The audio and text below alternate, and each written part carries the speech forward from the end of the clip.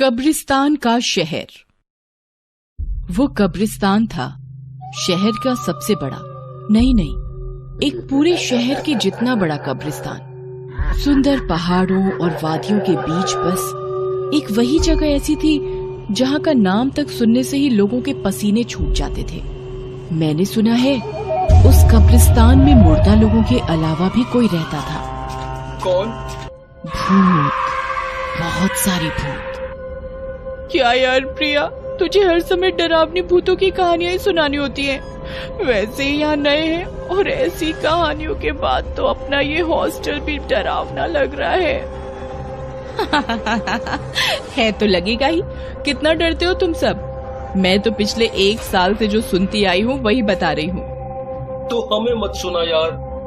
अरे ये दोनों तो बहुत डरपोक है, पर मुझे मजा आ रहा है। आगे सुना। यह सब उत्तराखंड के मेडिकल कॉलेज में पढ़ाई करने वाले स्टूडेंट्स हैं। रिंकी, राज और अभिषेक कॉलेज फर्स्ट ईयर में न्यू एडमिशन है, पर प्रिया इनकी सीनियर है। क्योंकि वो अभिषेक की बहन है, इसलिए ये सब दोस्त हैं और हमेशा एक साथ रहते हैं।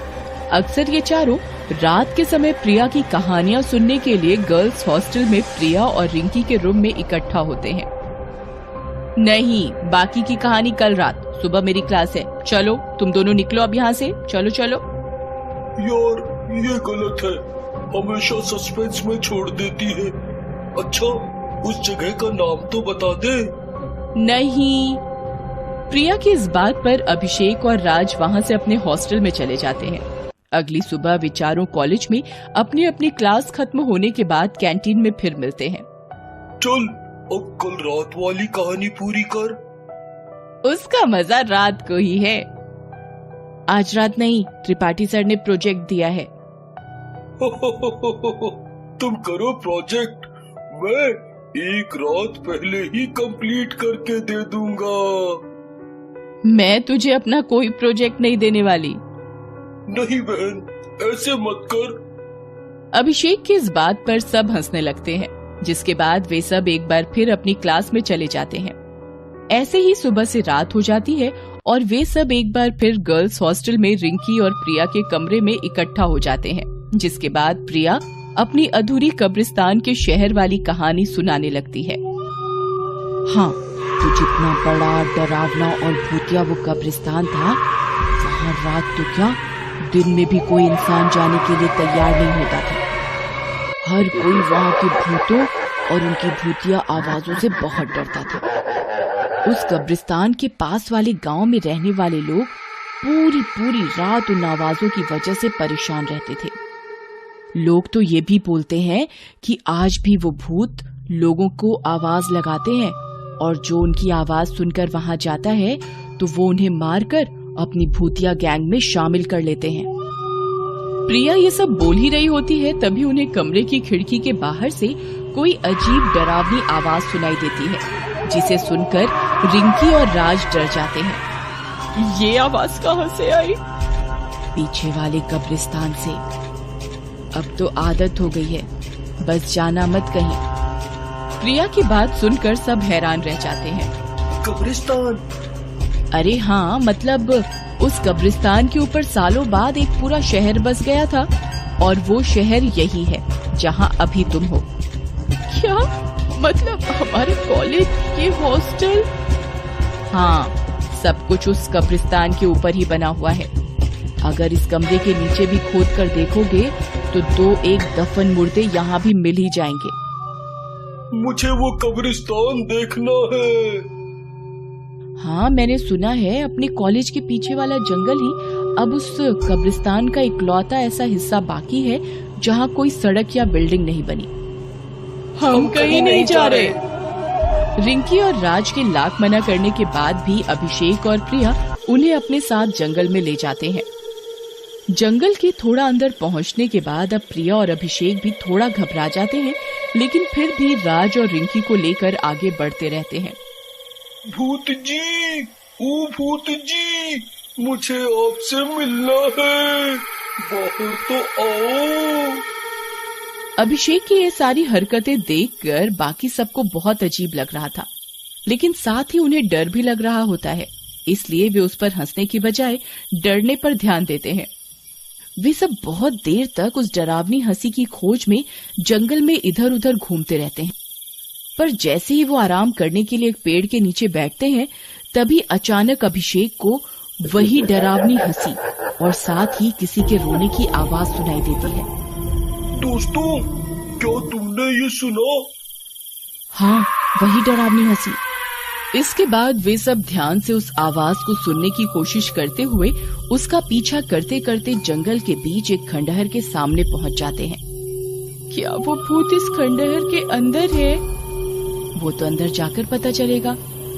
नहीं, बहुत डरावनी आवाजें आ रही हैं। हमें वापस चलना चाहिए। चलना चाहिए खंडहर के अंदर।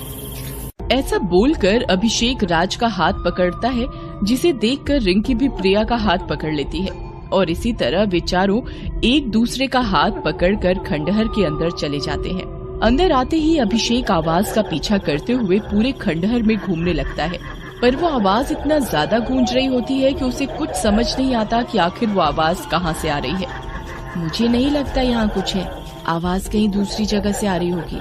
जहाँ से भी आ रही है, मुझे उस जगह को ढूंढना है। अपने दोस्तों से बातें करते हुए भी अभिषेक का पूरा ध्यान उस आवाज पर ही होता है। कुछ देर एक ही जगह पर खड़े रहकर उस आवाज को सुनने के बाद उसे समझ आता है कि आवाज खंडहर के पीछे की तरफ से आ रही है, जिसे सुनकर अभिषेक बिना कोई देरी किए उस तरफ भागने लगता है। त्रिपाठी सर, यहाँ? राजा की बात सुनकर सब त्रिपाठी सर की तरफ देखने लगते हैं, जो वहाँ लेटे एक बेहोश बच्चे का ऑपरेशन कर रहे होते हैं। Human organ trafficking? यहाँ ऑर्गन की तस्करी चल रही है। शायद इसीलिए कॉलेज में आते ही सब बच्चों को किसी न किसी के जरिए कब्रिस्तान और भूतों की कहानियाँ सुनाई जाती हैं, जिससे बच्चे जंगल की तरफ न आए और ये लोग बिना किसी दिक्कत के यहाँ अपना काम आराम से कर पाएं। हमें इन्हें रोकना होगा, पर हम ये करेंगे कैसे? मेरे पास एक प्लान है। इसके बाद राजा सबको अपना प्लान बताता है, जिसे सुनकर रिंकी और अभिषेक कॉलेज की तरफ वापस चले जाते हैं और राजा प्रिया वहीं रुक जाते हैं। यह सब करके राजा लड़खड़ा कर चलते हुए तस्करी वाले लोगों की तरफ चलने लगता है। वहीं दूसरी तरफ प्रिया अपने फोन से उनकी वीडियो बनाना शुरू कर देती है। राज, तुम यहाँ क्या कर रहे हो? कौन राज? तुम जानते हो इसे?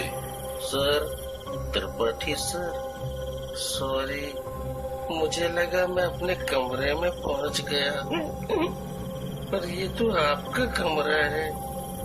लेकिन सर, ये आपके कमरे में जंगल कैसे उग गया? तुमने शराब पी है। कॉलेज कैंपस में ऐसी हरकत सहन नहीं होगी। लेकिन सर, ये तो जंगल है, कॉलेज कैंपस नहीं।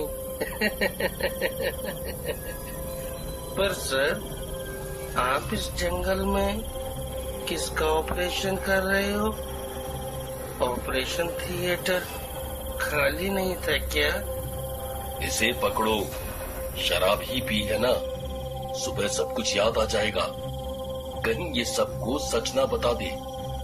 ये लड़का हमारे लिए खतरा बन सकता है। पकड़ लो, इसका दिल निकाल कर बेचेंगे, अच्छा पैसा मिलेगा। Organ trafficking? Tripathi sir, doctor होकर ऐसा गंदा काम? राजा की ये सारी बातें सुनकर वे लोग उसे रस्सी से बांधकर वहीं कोने में बैठा देते हैं और दोबारा अपने काम में व्यस्त हो जाते हैं। सर, ये सब सुनकर आपको हमारी बात पर भरोसा तो हो गया है। हम आपको वीडियो में पक्का सबूत भी दे देंगे। प्लीज जल्दी चलिए, वहाँ हमारे दोस्त के साथ बहुत सारे बच्चों की जान खतरे में आ सकती है। उनकी बात मानते हुए पुलिस जल्दी से जंगल की तरफ बढ़ने लगती है और कुछ ही देर में पुलिस जंगल में उस ट्रैफिकिंग वाली जगह पर पहुंच जाती है। पुलिस को वहां देखकर सब इधर उधर भागने लगते हैं, पर पुलिस एक एक कर सबको पकड़ लेती है। इतनी देर में वे तीनों दोस्त मिलकर वहां कैद सभी बच्चों और राजा को उनकी कैद से छुड़ा लेते हैं, जिसके बाद प्रिया अपने फोन में बनाई हुई कन्फेशन वाली वीडियो पुलिस को दे देती है और वे सब वहां से चले जाते हैं। Best buddies. Hello friends, Thanks for watching this video. अगर आपको ये वीडियो पसंद आया है तो प्लीज लाइक, सब्सक्राइब, कमेंट्स करें इस वीडियो पर और हाँ, शेयर करना भी ना भूलें। और भी मजेदार वीडियो देखने के लिए नीचे दिए गए बेल आइकॉन को दबाएं। देखते रहिए बेस्ट बडीज।